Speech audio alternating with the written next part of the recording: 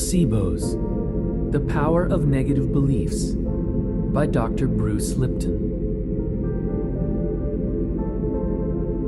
While many in the medical profession are aware of the placebo effect, few have considered its implications for self-healing. If positive thinking can pull you out of depression and heal a damaged knee, consider what negative thinking can do in your life. When the mind, through positive suggestion, improves health, it is referred to as the placebo effect. Conversely, when the same mind is engaged in negative suggestions that can damage health, the negative effects are referred to as the nocebo effect. In medicine, the nocebo effect can be as powerful as the placebo effect, a fact you should keep in mind every time you step into a doctor's office.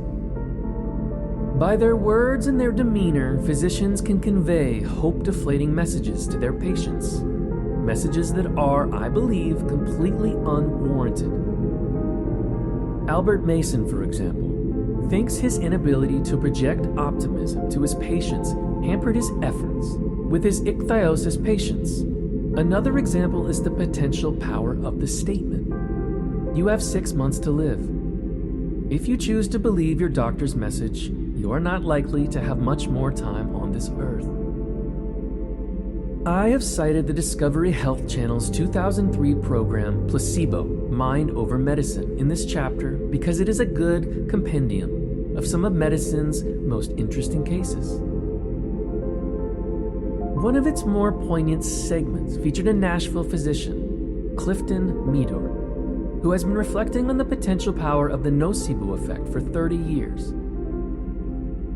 In 1974, Meador had a patient, Sam Long, a retired shoe salesman, suffering from cancer of the esophagus, a condition that was at the time considered 100% fatal. Lon was treated for that cancer, but everyone in the medical community knew that his esophageal cancer would reoccur. So it was no surprise when Lon died a few weeks after his diagnosis.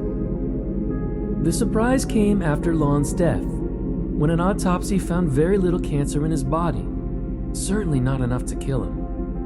There were a couple of spots in the liver and one in the lung, but there was no trace of esophageal cancer that everyone thought had killed him. Meador told the Discovery Channel he died with cancer but not from cancer. What did Lon die of, if not esophageal cancer? He had died because he believed he was going to die. The case still haunts Meador 3 decades after Lon's death. I thought he had cancer.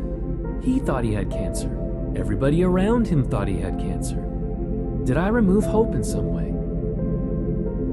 Troublesome nocebo cases suggest that physicians, parents, and teachers can remove hope by programming you to believe you are powerless. Our positive and negative beliefs not only impact our health, but also every aspect of our life. Henry Ford was right about the efficiency of assembly lines, and he was right about the power of the mind. If you believe you can, or if you believe you can't, you're right. Think about the implications of the man who blithely drank the bacteria that medicine had decided caused cholera. Consider the people who walk across coals without getting burned.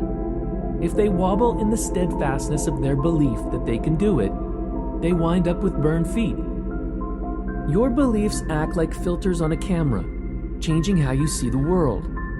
And your biology adapts to those beliefs. When we truly recognize that our beliefs are that powerful, we hold the key to freedom.